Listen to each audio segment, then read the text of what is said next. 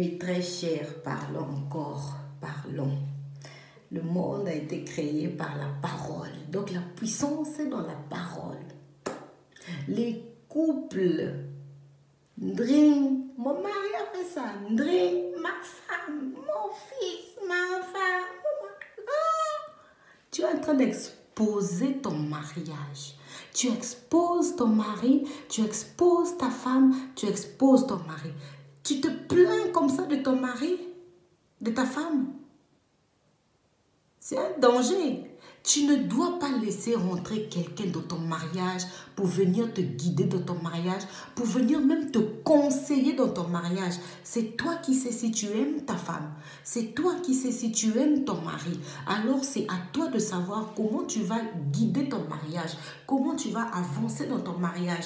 Toi, dès que tu as un problème, tu appelles les États-Unis, tu appelles Addis Abeba, tu appelles la Guinée, tu appelles le Cameroun, tu appelles la Côte d'Ivoire ou encore les États-Unis. Tout le monde est au courant. Là, ça a déjà fait le tour du monde. Mon mari, tu sais, il rentre tard. Lui, il va voir. Il va voir quoi? Il va voir quoi? C'est toi qui vas voir. Parce que quand tout le monde va commencer à manquer de respect à ton mari, parce que tu déverses tous les défauts de ton mari sur la planète, qui va le respecter? Et après, demain, quand vous allez sortir, vous allez à une fête, comment vous ensemble, chérie? Non.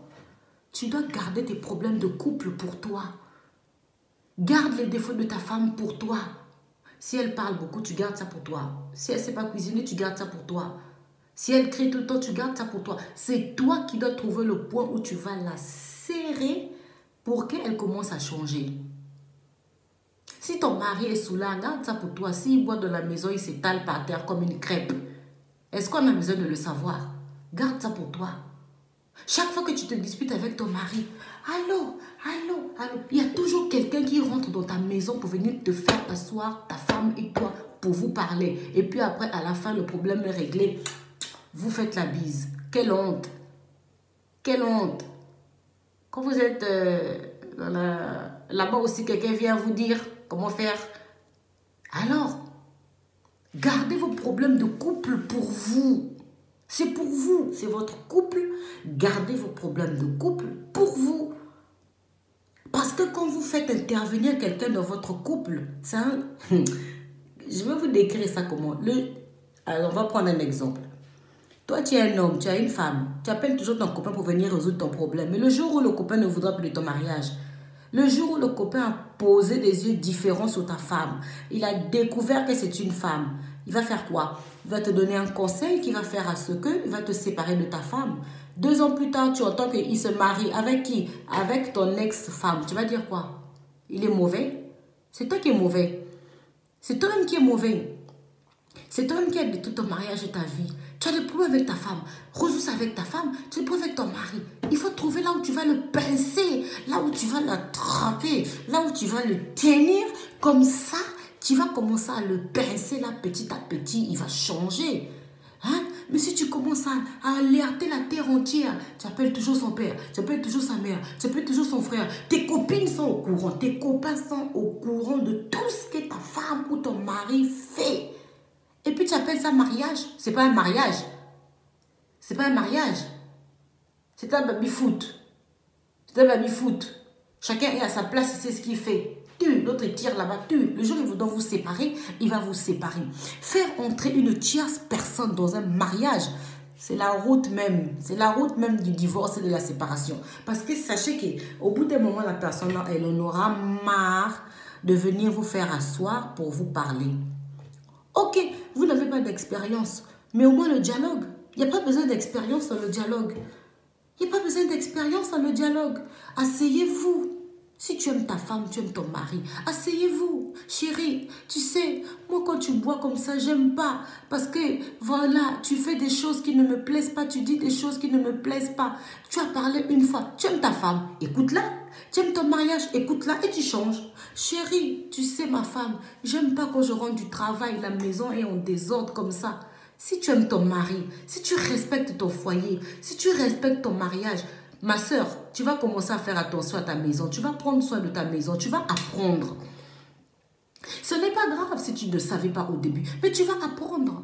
Mais si tu commences, si vous commencez à faire entrer des tierces perso dans votre foyer, c'est la route du divorce. Des fois, il faut, tu as un problème à la maison, ça ne va pas. À la maison, ça ne va pas. C'est-à-dire que ça ne va pas. Tu n'arrives même pas à manger, tu peux même respirer là. Tu respires seulement parce que c'est le souffle de vie que Dieu Tout-Puissant t'a donné. Mais tu es comme ça. Tu as dit que tu avales ton problème, tu le gardes ici. Tu le gardes. Personne ne sait ce que tu as à la gorge, mais ça y est là. Tu marches avec. Tu dors avec. Tu parles avec. Tu rigoles avec. Ça va, oui, ça va très bien. C'est comme ça, hein, c'est comme ça, il n'y a pas le choix. Il ne faut pas se lorgner, c'est comme ça. Et puis vous allez trouver la solution. Mais si dès qu'il y a un truc, papa, tu sais, ton père va détester ton mari. Dès qu'il y a un truc, tu appelles ta soeur. Tu sais qu'est-ce qu'il va faire? Ta soeur va venir insulter son mari. Il y a des sœurs que j'ai vues qui insultent leur beau-frère. Et voilà le beau-frère et la belle-sœur qui commencent à s'insulter. Et la sœur à côté, donc la femme qui regarde. Et puis tu es contente. Ton mari. Et puis tu vas lui dire que je t'aime, je te respecte. Tu ne respectes pas ton mari.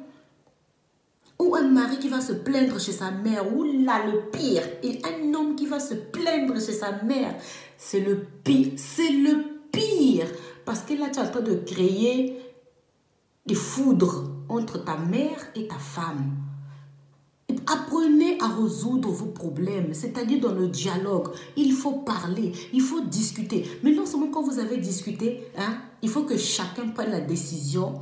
Il faut que chacun se dise que j'ai envie de changer, je veux arrêter cela, je veux que dans mon mariage, que ce soit dans la paix, dans le calme, dans le bonheur.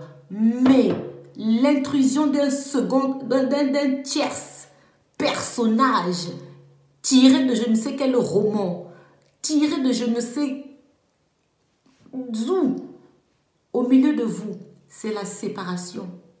C'est la séparation. Ne laissez pas quelqu'un s'introduire, s'incruster, venir se ronger au milieu de vous. Elle va vous détruire. Elle va vous donner un bon conseil aujourd'hui. Vous allez dire, quand elle vient, elle nous donne le bon conseil. Demain, quand elle vient, un jour, elle va vous détruire. Le jour où elle voudra votre séparation, elle va vous séparer. Ne laissez pas une tierce personne entrer au milieu de votre relation, mariage, et fiançailles, je ne sais quoi. Quand vous n'avez pas d'expérience, c'est autre chose. Vous avez, c'est-à-dire une personne mûre, de sagesse, que vous pouvez, mais quand vraiment ça ne va pas, mais je dis, mais quand vraiment ça ne va pas, ça peut arriver dans un mariage, ça peut arriver au bout de 10 ans, 15 ans, que vous avez un sérieux problème là où vous deux, vous êtes au bord de la séparation. Vous pouvez faire intervenir quelqu'un de sage, de mature, de responsable, de bon cœur pour venir vous aider. Mais si chaque fois que vous avez un souci dans votre foyer, mari, femme, tu appelles, Londres, États-Unis, Congo, Cameroun, Gabon, Côte d'Ivoire, tu sais, lui là, tu as vu non, tu as vu ton gars là non, tu as vu ta belle-sœur là non, tu as vu qu'elle a fait non. C'est la séparation. C'est la séparation. Et c'est pas, faut pas croire que non, parce que tu te sépares, tu divorces, que forcément tu vas retrouver la paix, hein. Que tu vas trouver une bonne femme, que tu vas trouver un bon mari où tu vas bien. Attention, il y a des gens qui sont détruits aujourd'hui à cause du divorce, il y a des gens qui sont blessés aujourd'hui à cause des séparations. Attention, tu as peut-être aimé cette femme-là comme tu... T'as le cas.